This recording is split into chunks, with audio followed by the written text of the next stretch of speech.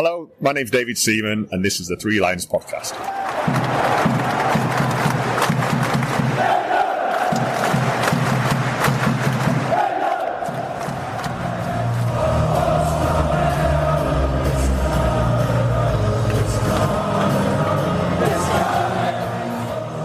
Hello and welcome to the Three Lions podcast. My name is Russell Osborne and this is an independent England football supporters podcast. I hope you are well. Thank you as always for tuning in. Finally, we have a squad. Finally, we have a couple of games to look forward to. Do you know, it's been 125 days between that 5-0 Ireland victory at Wembley in the Nations League and this upcoming Albania game in the World Cup qualifiers. There you go. Something to tell you, mates. On the last episode, you may remember I spoke with Alden Smith where we discussed the options that Thomas Tuchel had. That is still available at your podcast provider of choice. Since then, though, some players have unfortunately become injured. Some have returned. But I think it's safe to say we got the bulk of the players right. But there were some surprises, some that we didn't spot.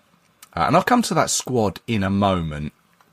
But coming up on the show, I will be speaking with a couple of people who know our opponents, Albania and Latvia, much better than I do.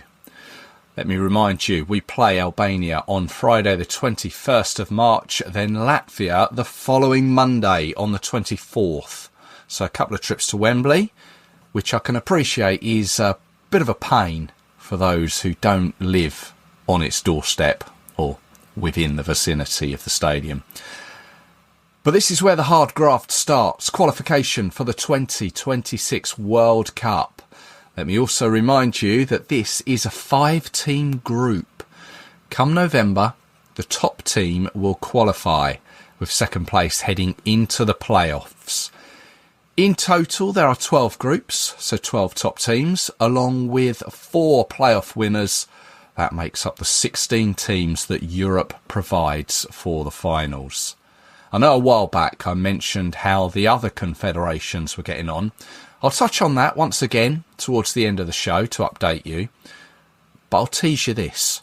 Come the end of this international window, we'll have the first qualified nation for the 2026 World Cup. So with it being a 5-team group, as opposed to the 4-team ones, it means that one nation will miss out twice across the qualifiers. Obviously, we play twice in this first window, as I just mentioned. But whilst we host Albania, Andorra will entertain Latvia. And then when Latvia come to Wembley, Albania will be playing Andorra at home.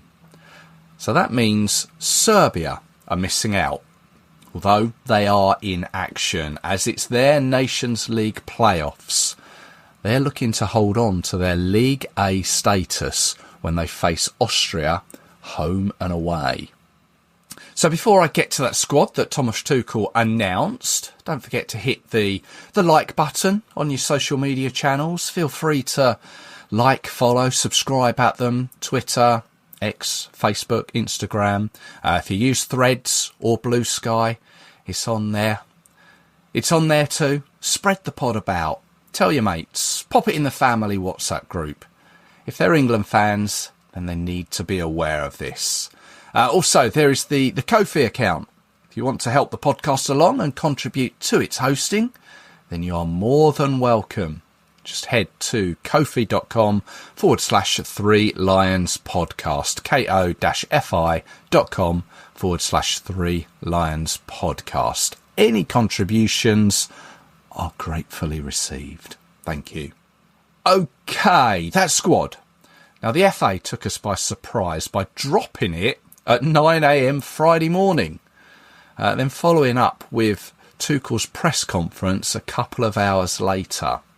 But before the announcement, the BBC's John Murray, nice guy, he's been on the show before, he broke the news that Miles Lewis-Skelly and Dan Burn would be included, and there were rumours circulating around Marcus Rashford too. So once it did drop, my initial thoughts were, wow, we're actually more hampered by injuries than I'd really considered. But then I started to look through it, and I began to put two and two together, and realising that with his 18-month contract, his eyes are fixed squarely on the 2026 World Cup finals. He's gone for experience rather than looking to the future. And I say about the injuries, when you look at the defence, the inexperience, international inexperience, there seems to be quite a bit of that, especially if you exclude Kyle Walker. I think it's very fortunate that we've been drawn at home to both Albania and Latvia rather than Serbia in Belgrade. But that's not the situation, so I guess we needn't worry about that. But I'm sure you're aware of the highlights of the squad, so let's run through it with all the usual figures. So it is a 26-man team. We've got 4 goalkeepers: Dean Henderson, Jordan Pickford, Aaron Ramsdale and James Trafford. 9 defenders: Dan Burn, Levi Colwell, Mike Gay, Reece James, Ezri Konsa, Miles Lewis-Skelly, Tino Livramento, Jarell Quansah and Kyle Walker. In midfield, Jude Bellingham, Eberici Eze, Curtis Jones, Jordan Henderson, Cole Palmer, Morgan Rogers and Declan Rice. Then 6 forwards: Jared Bowen, Anthony Gordon, Phil Foden, Harry Kane, Marcus Rashford and Dominic Solanke. It is a squad with 664 caps across it, 110 goals, an average age of 25.7. Now, the oldest player is Kyle Walker at 34 years of age. Jordan Henderson is also 34, but Kyle Walker was born, I think he was about 20 days before Jordan Henderson. The youngest player, Miles Lewis-Skelly, at just 18 years old. Harry Kane, 103 goals, 69 caps. He is top of both of those lists. It is a squad with 3 from Crystal Palace, Newcastle United and Chelsea, 2 from Liverpool, 2 from Arsenal, and 1 from Everton, Southampton, AC Milan, Real Madrid, Ajax, West Ham United, Manchester City, Bayern Munich, Tottenham Hotspur and Burnley. Burnley being the only team outside of the Premier League there. So how are you looking at it? How are you looking at this squad? Are you happy with what appears to be Tuchel and his short-term vision? Or do you see it as a squad that isn't really looking to the future? It's a tough one to call, really. Tuchel has been brought in with the sole objective of qualifying and winning the World Cup next year. What follows that at this moment in time isn't on his radar. Some people have been saying that it could quite easily have been a squad Gareth Southgate would have selected. I kind of get that, yeah. 4 goalkeepers, though, does seem a waste of an outfield space, in my opinion. Then, of course, Jordan Henderson is the standout call-up there. Now, he last played for England in November 2023 in the 2-0 win over Malta. He's now 34. He'll be 35 in June. And there's no doubting he has experience. He's currently top of the Eredivisie with Ajax. Although it's worth noting that he was part of the Ajax team that lost to the Latvian side RFS in the Europa League in January. I don't want to go too overboard on Jordan Henderson. He brings quality to the team. But there are a couple of players that maybe I would have put in before him. Marcus Rashford has caused some debate, but I'm on board with that. He looks to have a spring in his step. Now he's at Villa, and that can only be good all round. Phil Foden. I, like many others, have yet to be convinced by Foden for England. He's 43 caps in But what with Manchester City having a disastrous season by their standards, and Foden, in my eyes, not really doing anything eye-catching, I can't help think he's there on previous reputation alone. What I do think is that Tuchel has the opportunity to play pretty much all of those players across both games. Maybe not all four keepers, but both the Albania and Latvia games could see two very different starting lineups, just to give him more experience, more options, to try out new things. I think it would be silly not to. So who missed out, and for what reasons? Well, the first major absentee in my eyes was Conor Gallagher. He's been establishing himself quite well out in Madrid. He scored the equaliser in the Champions League Madrid derby recently. You may have seen that. I think he can count himself very hard done by.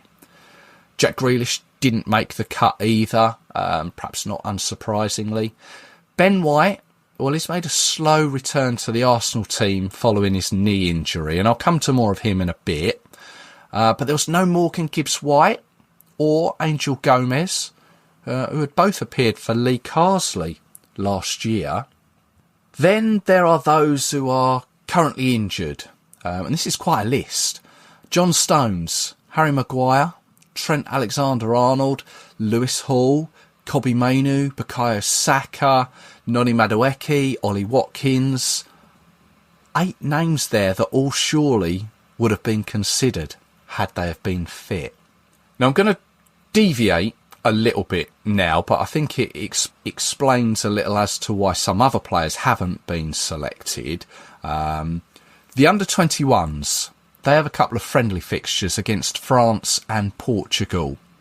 They're actually on the same nights that we play Albania and Latvia, which is a little bit of a head-scratcher, if you ask me. I don't know why they've arranged them like that, but it is what it is. Later in the year, there is the under-21 Euros being held in Slovakia.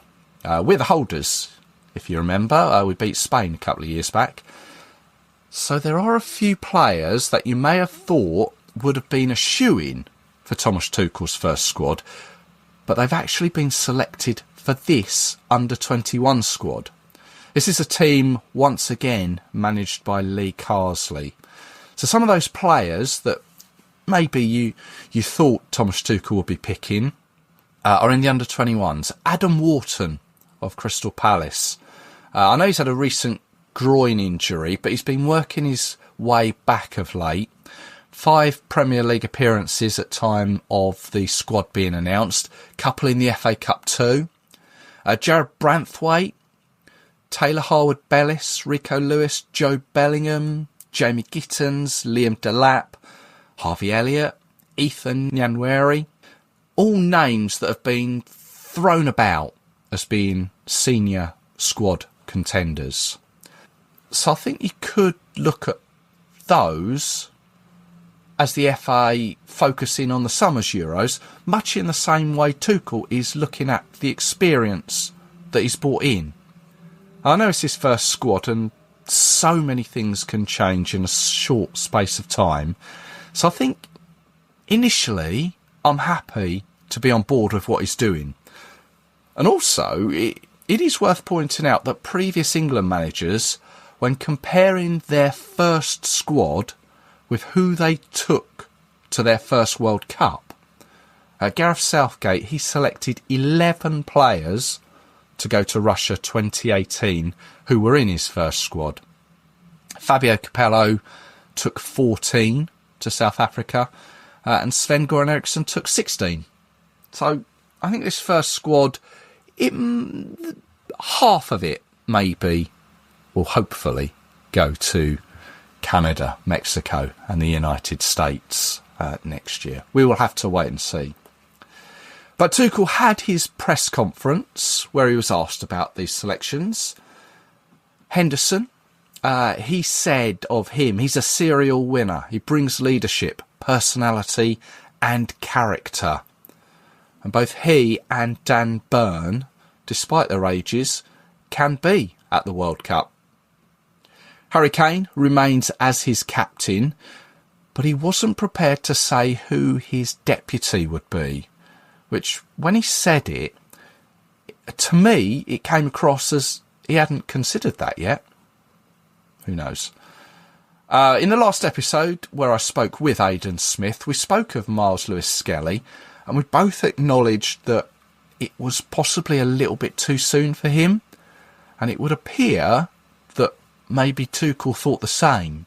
He did mention him and his staff having conversations about him, and they almost had this parental view over him. They understand his age, they want to protect him, and they did consider that they might be fast-forwarding him, but I think in the end, injuries basically forced his hand.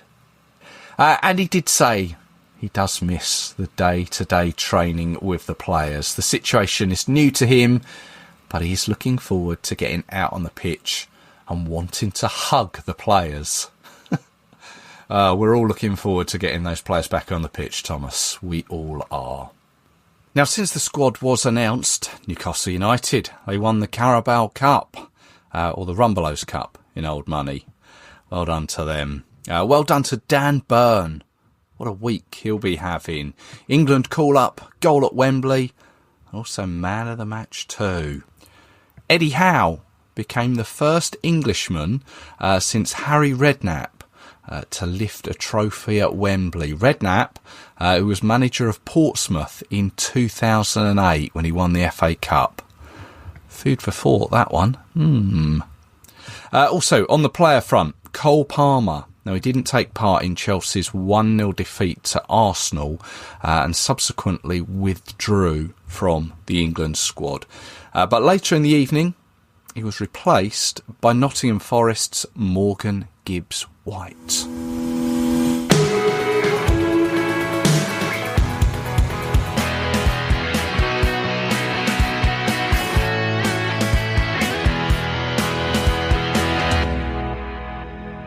Now, we face Albania at Wembley on Friday the 21st of March. It will be the 7th meeting between the two sides. The record? Well, it's in England's favour. Played 6, won 6. Although I'm not going to get carried away with things like that. We had quite the record against Greece, you may remember, until last year. You don't need me to remind you of what happened there. But our first meeting with Albania, well, it was only back in 1989. And our last meeting with them was 2021 World Cup qualifier at Wembley, a 5-0 win to England thanks to goals from Harry Maguire, Jordan Henderson and a Harry Kane hat-trick. So as we always do, it's always good to speak with people who maybe know a little more than I do about our opponents. So I'm delighted to welcome to the Three Lions podcast, Alden, an Albanian fan living here in England. He has the Twitter account at the Albo Boy. Alden, hello there.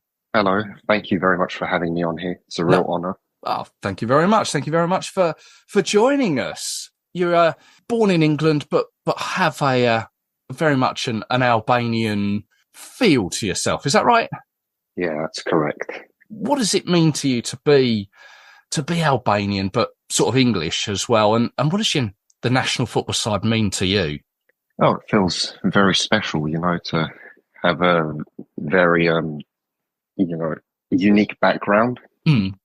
It feels very good to be Albanian.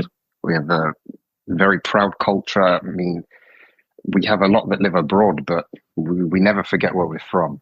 So yeah, don't forget those roots. Yeah, we never forget those roots. Those sort of things are passed down from your parents, I guess, are they? Yeah, of course. So we're talking just before the Albanian squad is announced. We'll come to maybe some of the players that may be part of that in a moment. But it's a group that we're all in, features yourselves, Albania, England, ourselves, Latvia, Andorra and Serbia.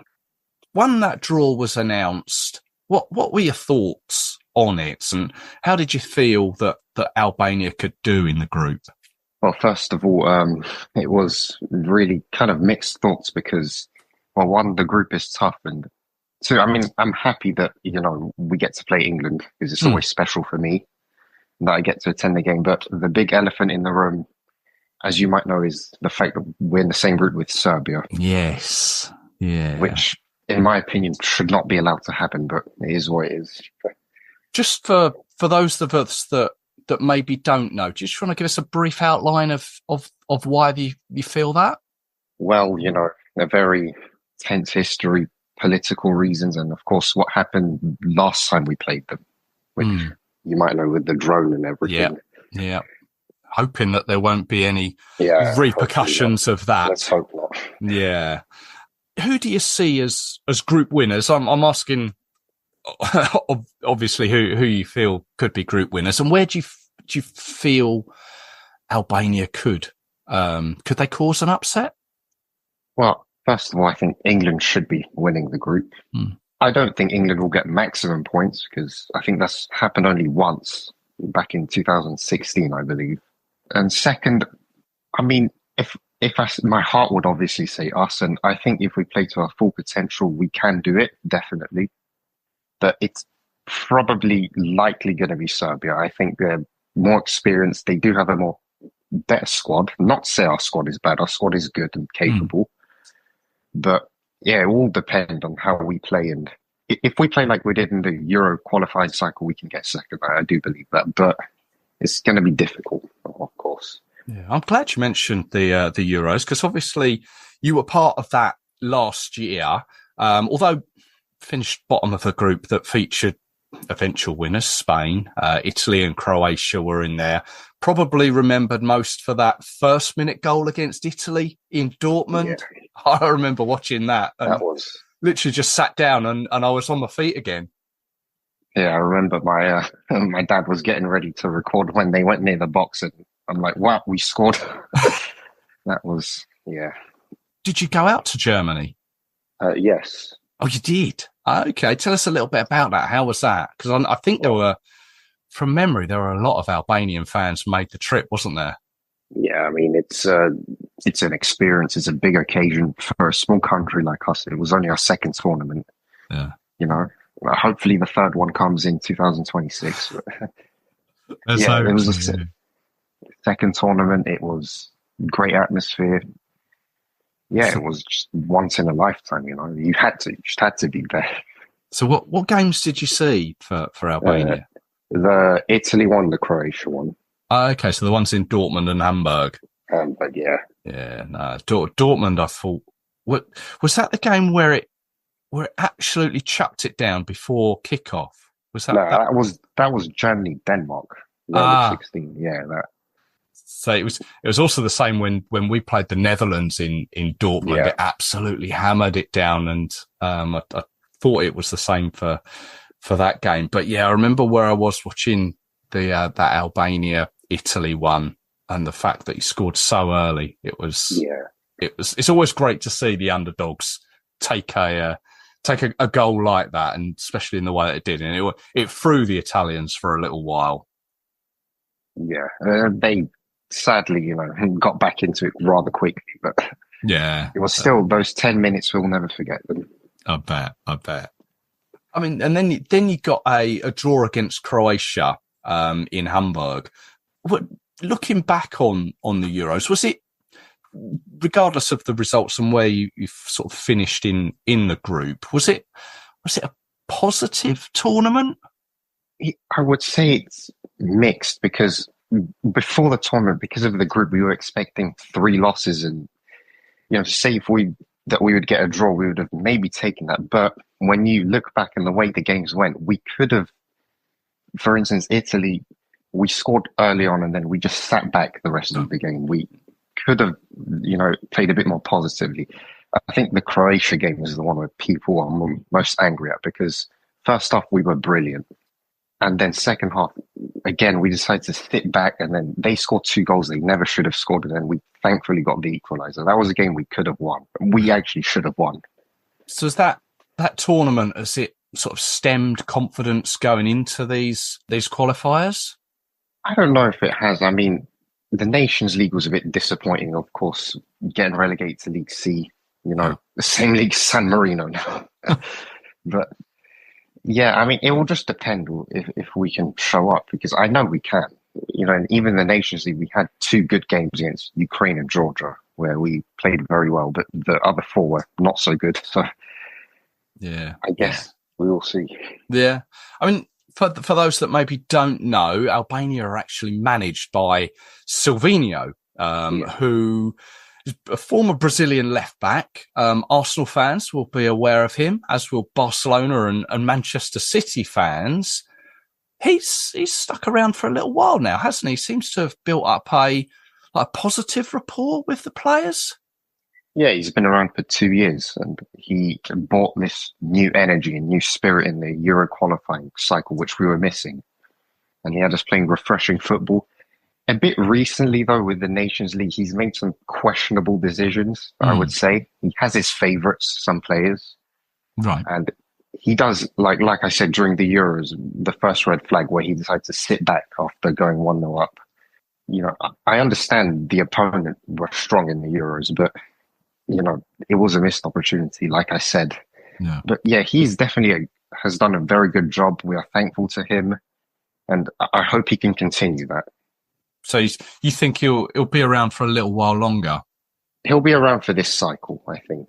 Okay, yeah. His contract runs out in December, so. Okay, right. So it's take Albania to the World Cup or bust, is it? Yeah, pretty much. Gotcha. Now the game is going to be on the 21st of March. We mentioned the last game there was a 5-0 win for England. A game you went to. What are your memories of that one?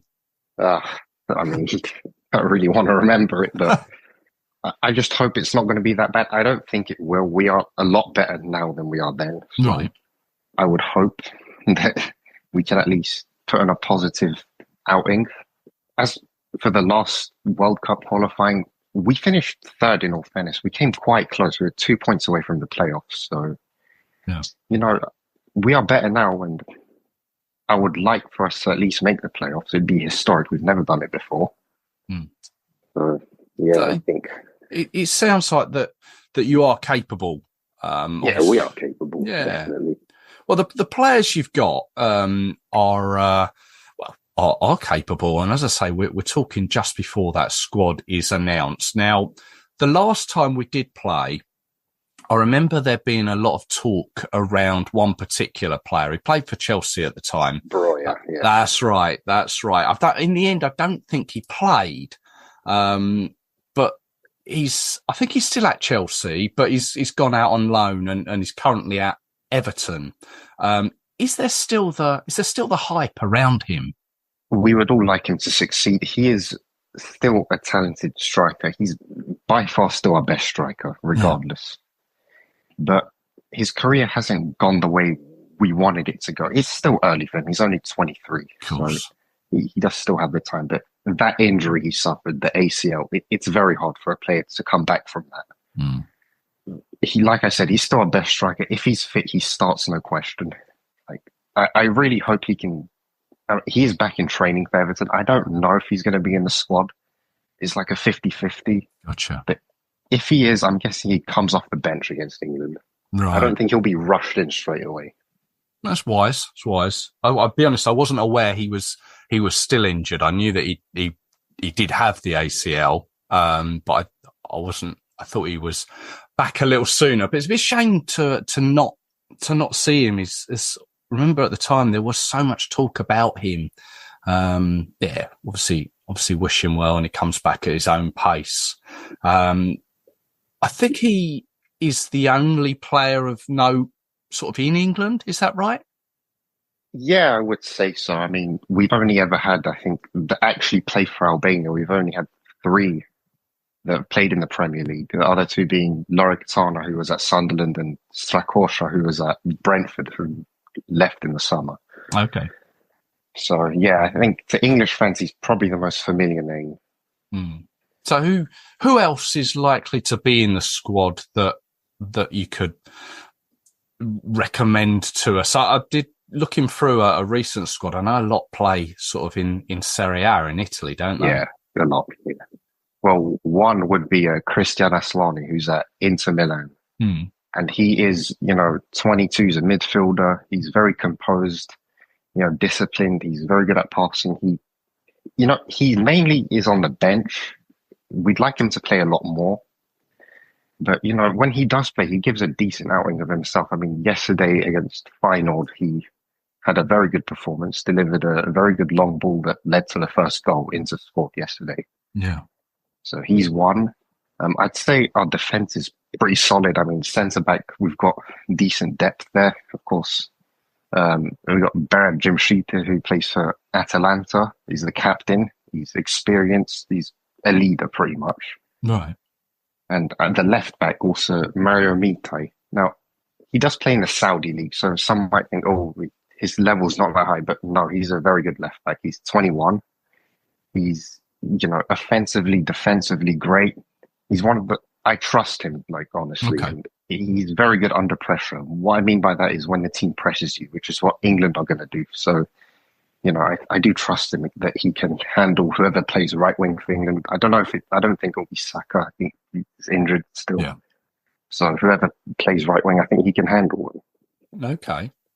I also noticed that I think there's a player up in Scotland, is there, for Rangers? Yeah, Nedim Bayrami, yeah. Is he a regular for Rangers? He was. He's more on the bench now, I think. His performances recently have been kind of underwhelming, but he, is still a good player when he places maximum. I mean, he did score the goal against Italy, if you remember. But yeah, he was better when he was at Sassuolo. No, at Empoli, sorry. He was better when he was at Empoli. Okay. There's also at Besiktas, Ernest Mulci, who's he's a very technical left winger. Can glide past players. He doesn't get as much game time for Albania as we would have liked him to, but I think he will do now. Recently, he's gotten more. I think he can be effective for sure. Some other English fans that probably support Bristol City might be aware of Anis Mehmeti, who's got 11 goals in the Championship this season. Okay. He will likely be called up. He hasn't played for Albania since 2023, so he'll be one that returns. Right. Okay.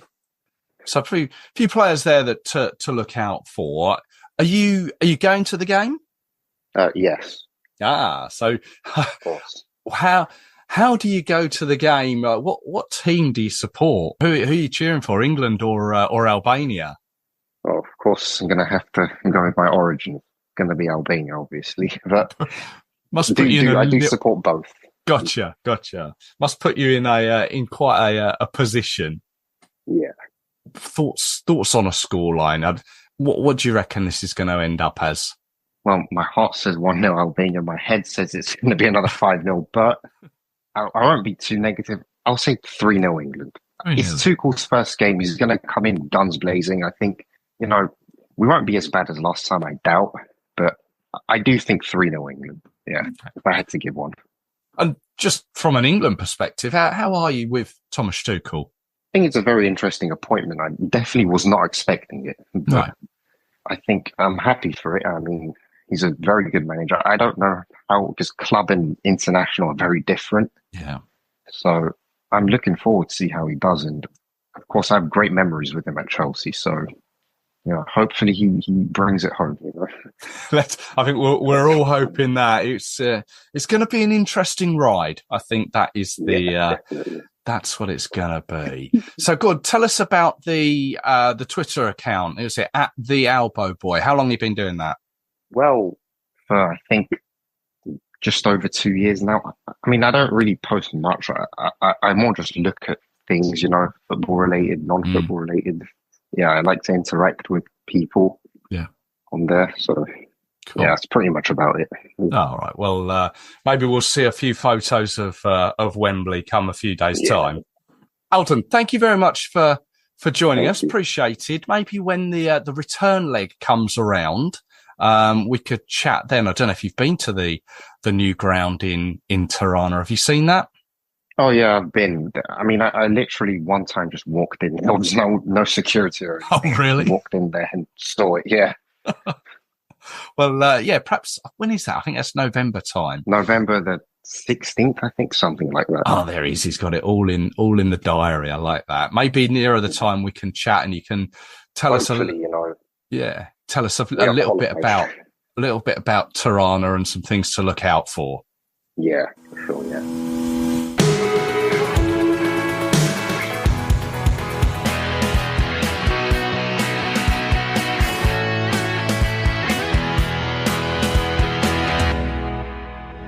Now, Monday the 24th, England welcome Latvia to Wembley. Now, to a certain extent, this is quite a remarkable game as it sees the first meeting between the two sides and now means that there are only 3 European or UEFA nations left for England to play, those being Gibraltar, the Faroe Islands and Armenia. Now, Latvia are ranked 140 in the FIFA rankings. I don't think I mentioned that Albania was 65th, but on paper, you'd imagine it could be a little bit one-sided, but you never know. But here to have a chat with me, all about Latvia and something we can learn a little bit more about, I'd like to welcome to the Three Lions podcast, Paulius Jakelis, a Latvian TV sports commentator. Paulius, hello there. Hello, pleasure. Thank you very much for joining us. A Latvian TV sports commentator. I didn't think I'd be speaking to someone of that stature. yeah. I work for the one of the biggest channels that broadcasts sports in Latvia, and I also I'm Lithuanian. I'm not even Latvian, but I live here for half of my life, and I've been actually in Wembley when Lithuania played against England. I even prepared some of the texts for the English FA match program. So I'm quite familiar about your national team, and it's really a big game coming for Latvia. And I'm not going to lie, it's one of the biggest games for the national team in the history, and people are really looking forward to it. Oh, wow. So are they aware that it's like the first, or people are aware that it's the first meeting between the two of the men's senior team? Yeah, because in Latvia and in general in Baltics, like in Estonia and Lithuania, people, they really follow English football. They watch English Premier League is the most popular foreign sports league that people are watching, talking about. So everybody really wanted to play against England. And before every draw, there's always discussions. Will we get England or will we get some other like a big team? And England is always like on the first place. And finally, Latvian fans are really happy, really excited to welcome England this year in Riga, in Latvian capital. And also a game in Wembley is going to be really special for Latvian sports community, definitely, and also for the players. Okay. I mean, I mentioned with our Albanian correspondent, Alden, what his thoughts were when the draw came out. And seeing as you mentioned the draw there, when it came out in December, what were your thoughts of the draw and the other teams in it, being Albania, Serbia, and Andorra? Honestly, for me, like these qualifying tournaments, I'm not so hyped about them. I'll be honest. I'm always hyped about big tournaments like the World Cup, European Championship. The qualifying games for me, they don't give me that many emotions as it was when I was younger, let's say. Yeah. But of course, I also really wanted to play against England for Latvian team because I know how much fans would look forward to this game, to play in Wembley, to play against Premier League stars, and it's really a special team. I think in general it doesn't matter the draw. I mean, we understand that Latvian national team is you probably need a miracle to qualify for the big tournament at the moment. Latvian national team, they played in Euros in 2004, but it was a different generation, and they managed to qualify for the final tournament that had only 60 national teams participating, and even amazing results like a draw against Germany. But we understand that football develops with every year, and like 20 years passed by. So Latvia been on the big stage. It's not the first time, but to play against England and to play nowadays when football is, I think, even bigger than 20 years ago, it's really fantastic. And I was really happy after the draw. I mean, I don't care about the opponents with who Latvia will play, because I know that it will be extremely difficult to qualify for the any main tournament. Doesn't matter which one. But of course, I wanted England so badly, and I know that there is really big hype. I have no idea what's going to happen when the ticket sales for the game in Latvia will go. But I think people will buy tickets really, really quickly. Maybe it will be the quickest sold out in Latvian football history. Who knows? Well, we'll come to the away game in a bit. But I'm glad you mentioned the Euros of 2004. There may be some listeners who aren't familiar so much with that tournament. But as you said, it's the one and only tournament that Latvia have qualified for, be it the Euros or the World Cup. And you mentioned that the goalless draw against Germany is I guess one of the biggest result in Latvia's history. It must be, isn't it? I think yes. The playoff games against Turkey to qualify for the Euros, really, really amazing games. And the game against Germany, I think, was just incredible. And now when you look back, at the time there was no VAR technology, but some situations against Maris Verpakovskis, nowadays definitely there would be at least one penalty against him. So in Latvia, we like to laugh a little bit about that game and remember this special game. But I would agree that it was the biggest result for the national team ever. Definitely the games against Turkey, the playoff matches when nobody believed Latvia can make it. And of course, this game against Germany, it was something special. But also, I would like to mention that for the second time in Latvian football history, last season, or let's say even this season, Latvian club RFS participated in Europa League main stage, which is really great achievement for Latvian football. Only 15 years ago, we had Ventspils Football Club playing in Europa League main stage, group stage. And now we had RFS, and with some brilliant results like victory against Ajax Amsterdam, a draw against Galatasaray, against Anderlecht, and some nice, real nice results. And 4 players from this club will be in the national team preparing for England games. So it's good that Latvian players have experience on the second biggest stage. I mean, international tournament for the clubs. Yeah, absolutely. Actually, just educate us a little bit about the Latvian Football League. Is it the Versliga? Yeah, it's really called. You pronounce it in the really, really good way. It's Virsliga. It's the Latvian top tier of football. It's the strongest and most professional local sports championship. Of course, I'll be honest with you. I'm not gonna lie. It's completely different if you compare to England, because people are not crazy about football here in Latvia. But step by step, working, the league is developing. The clubs are investing, and especially the top 3-4 clubs, they are growing, and the results in European competitions shows that there is a progress, especially like RFS making into the Europa League, Alden making into the Conference League third qualifying stage. So of course you cannot compare to English Premier League. I mean, it would be it would make no sense at all. But yeah. It's a small league that is developing, I would say, in a good volumes, growing up.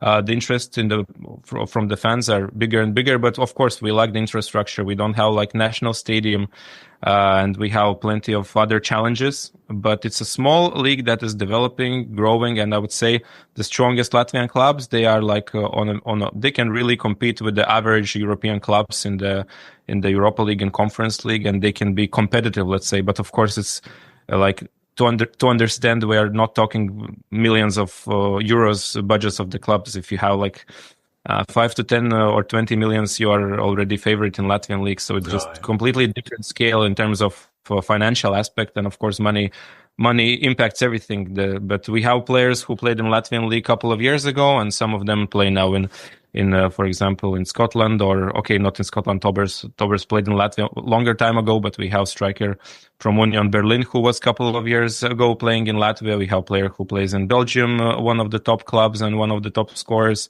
So, I mean, we have players who managed to develop their careers, and maybe not to the top 5 leagues, except maybe Illich from RFS, but we really have some players, and it's like a stepping stone, Latvian Virsliga, for young players to come here, show themselves, and then move to the higher leagues, to like Belgium, Netherlands, or Scandinavia. And if they prove themselves there, maybe they can go to the top 5 leagues. Who knows? Who knows? Yeah, I think on the day that we're speaking, I'm not aware that has the squad been announced yet. Actually, yes. Today the squad was announced, and I can tell you immediately that there are two bad news for Latvian football fans. I don't think those are bad news for English fans because of obviously they are not afraid of any Latvian. We understand the scale and the difference in the quality. But Latvian's captain, Krister Stobbers, who is playing quite well in Aberdeen in Scotland, unfortunately, he will not be able to help for the national team and is a really important player. He's injured, and also a really serious injury for the Robert Uldrikis, who is one of the best strikers in Latvia. He plays in Armenia in the third German Bundesliga. He has ligaments. Yeah. So these two important players will not be available, but everything else you can find. It's already public. I would say there are no big surprises. Maybe Nick Sliede is young talent from RFS, from the Champions Club, who is invited for the first time. But I mean, many players play in local and Latvian league, which is of course not common for English fans. They don't know Latvian league, and that's normal. We have some players, like one player from Lucerne, Switzerland. We have Jaunzems from a Polish extra class. We even have one player who plays in Cambodia right now. We have also Daniels Balods, who just signed not long ago for St. Johnston.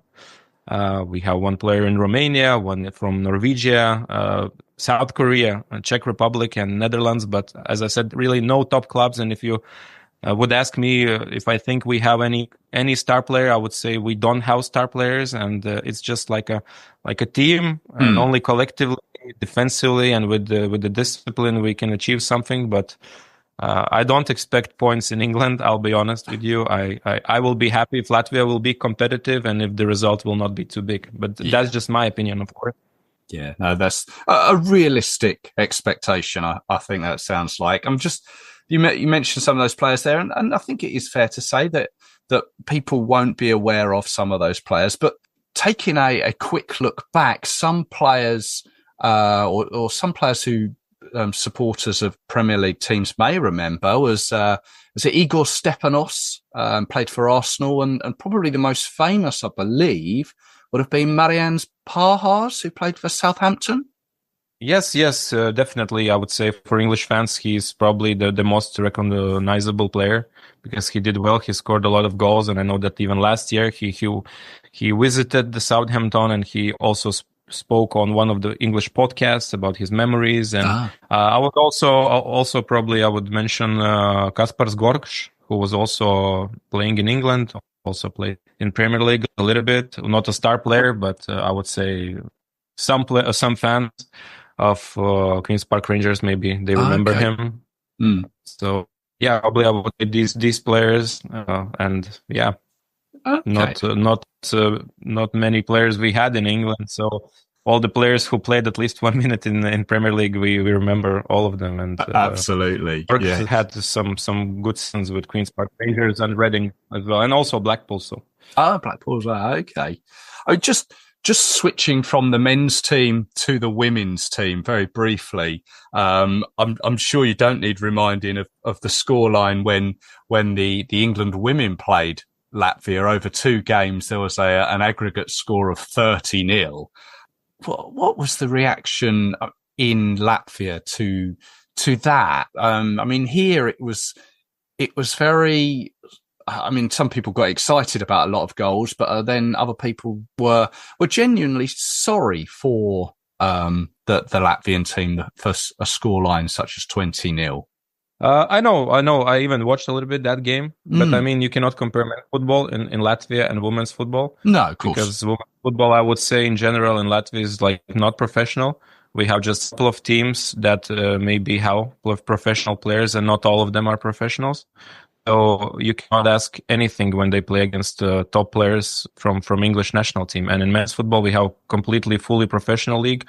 We had, as I said, club who played in Europa League and won against Ajax Amsterdam with some of the players who will play against England. So I can assure you there will be 30-0 in 2 games aggregate. But of course the difference is massive. We know what is Premier League. It's the strongest league in the world without any doubts, in my opinion. The biggest budgets with biggest stars, and I mean the difference just incredible between Latvia and England. But you also have to keep in mind one thing, that every game for these, let's say, small national teams like Latvia, games against opponents like England, it's for some of the players, it's once in a lifetime. And maybe if you have a match of your lifetime, who knows, maybe you will sign with, I don't know, championship club or something. Maybe you can get a chance and sign a better contract. So for them, it's going to be like really, really special. And it's a big stage where you can prove and show yourself. You can surprise someone. If you will lose 0-3, 0-4, even 0-5, I think nobody will be surprised too much. But if you give a proper fight, you lose, or I don't know, maybe a miracle happens and you get a point in Wembley. Of course, we understand that most likely this will not happen, but in real life, sometimes incredible things happen. So for these players, for England, it's just one of many games, one of the games where they will not know their opponents, and of course they will come and confidently will want to win. But for Latvians, for many of them, it will be like a dream night. It will be dreams come true to play in Wembley in front of 80, 90,000 fans against these England stars, and they can show themselves. So I'm sure about one thing, they will give everything on the pitch, but of course the quality is completely different. We are better than some teams like San Marino, Andorra, etc. But we understand that we are from the small teams in Europe right now. We are not 2004 Latvian national team, so we have huge respect towards England. But I know that players are not afraid, and especially some of those players who had this Europa League experience last season. They show that they can play in some games like against Ajax, Galatasaray. So why not try to show the best against England and try to fight? Yeah, absolutely. You mentioned the away game. Let's just round it off by fast forwarding to that one. That's in October, and unfortunately, it's a game I'm not going to be able to make. There's always a game in October that clashes with my daughter's birthday, and it happens to be this one. But there will be many England fans going. Just give us a little highlight of Riga and what potentially the ground is like and for England fans coming. Some people, they imagine that Latvia, it's like Eastern Europe. It's like everything is so cheap and everything is undeveloped. I've heard some kind of such opinions from people who never been here. But when people come here, they're really surprised that it's a European developed country, beautiful city, beautiful old town, lovely bars, lovely places to go chill and enjoy. Unfortunately, yeah, there's one problem. We don't have decent modern national stadium. The national stadium is still, let's say, shame for Latvia, because probably it's the only stadium in the Europe that is not, let's say, fully covered. It has no roof, and also it's like just from one side. So the capacity is 10,500. So it's not perfect stadium, and Latvia definitely needs and deserves a new modern stadium with a bigger capacity and with Western standards, let's say. But if we talk about city, if we talk about all the infrastructure, about airport, I think English fans will love it. And we had experiences. I also work for RFS, Latvian top club, and we played in the Conference League group stage a few years ago, and we had Hearts of Midlothian from Scotland. Yes. And over 2,000 fans traveled, and they really loved the Riga. They said it was the best away game from all the games. They enjoyed it so much. They loved it, and they're still writing on RFS Twitter quite often, like, when we're going to play again, we need to come to Riga. It's a beautiful place. Also, RFS played in qualifiers of Champions League against Larn FC, and also their fans, couple hundred of them, they came and they really enjoyed. So I think English fans will love it. It's really beautiful, beautiful city, beautiful town. It's worth checking. But of course, the stadium is quite tiny, so I have no doubts it will be sold out. But people will love it. And while talking about this, I also remembered one interesting fact. I think it might be interesting for your listeners, for your audience. The game in Wembley will be attended by more than 2,000 Latvian fans, or let's say they will not be ultras, but they are just people from Latvia or local people, Latvians living in UK, but they will go to Wembley to support Latvian national team, and it will be the record attendance for any kind of football game with Latvia's involvement in history. So it's really amazing. I'm not sure about Euro 2004. Maybe there were bigger crowd, but I'm not sure away. But anyways, let's say in last 20 years, nothing like this was ever recorded. We had 500 fans for RFS against Eintracht Frankfurt in Europa League, but now we will have around 2,000 fans enjoying football in Wembley. So it's really brilliant, and I think they will also enjoy London. Oh, well, I'm excited to see those fans at Wembley. I'll be going, and I hope they can make a lot of noise and get behind the Latvian team, and the Latvian team can reward them just for playing as best they can. Definitely. I think, and we all understand England will be pressing, will be dominating, will be with the ball, and Latvia will be in a low block, just defending, trying to get some counterattacks, and we'll see. We will need a good day for the goalkeeper. We will need a good day, maybe the best day for all the players to give a proper fight. But anyway, it's just one of those nights where you have to go and show the best you can. But I think really English fans will love Latvian fans, I think, because one of the things, they're really friendly. They're not coming to cause any trouble, any fights, any problems. They're just there to enjoy some pins, some nice football, beautiful stadium, beautiful city, and maybe make new friends. And of course, they will support Latvian national team the best they can. And I think the support will be, I can guarantee you, will be on a really, really good level, maybe even better than some English fans imagine or think. Oh, well, I look forward to it. Paulius, thank you very much for your time. I really appreciate it. Just giving us a little insight into Latvian football there and educating us a little bit. Thank you very much for your time. Thank you very much. My pleasure. And I hope this will be really a beautiful and wonderful football evening. And let's say, I hope the best team will win, and I hope that Latvia can cause some damage and problems on the pitch, of course. So thank you very much once again. And thank you, listeners, and enjoy your evening.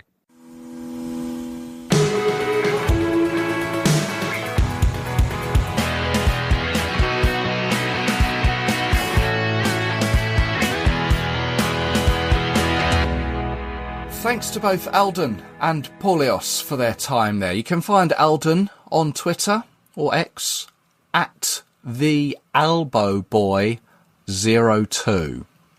At @theelbowboy02. And Paulius is at Paulius Jakelis. Paulius Jakelis. Go and give them both a follow. Now, back when the draw was made in December, I put together an episode where I looked at where each confederation was with regards to their qualifying.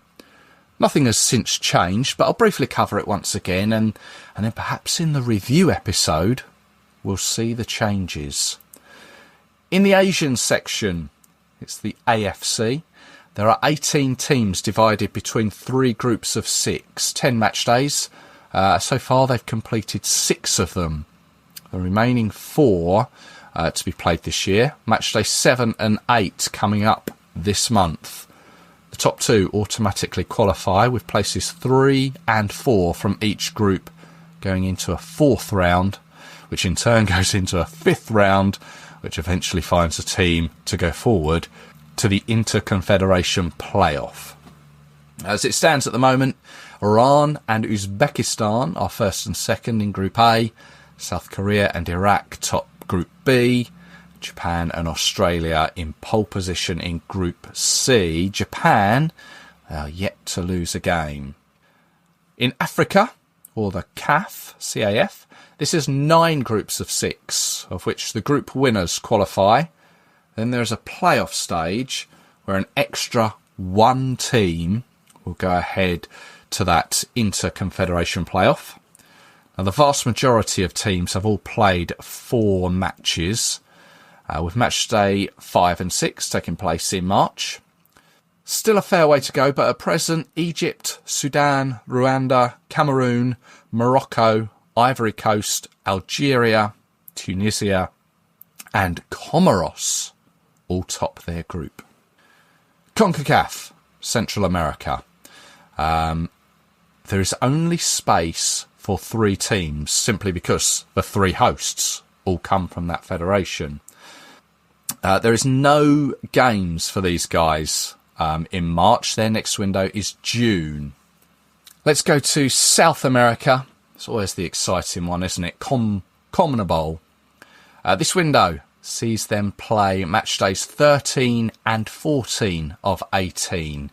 They have one big league of 10 teams playing each other home and away. The top 6 qualify with 7th place going into that Inter-Confederation playoff. At present, Argentina, the holders, top the league, followed by Uruguay. Brazil are 5th. And of course, Brazil, they're the only nation to have competed in all 22 finals. Now, I said at the beginning of the show, now there should be the first qualified team to join Canada, Mexico and the United States at next year's World Cup. It's going to come from the Oceania Confederation. They are well into their qualification there. Basically, they're down to the semi-finals, and it takes place this international window. New Caledonia, they face Tahiti, and New Zealand play Fiji.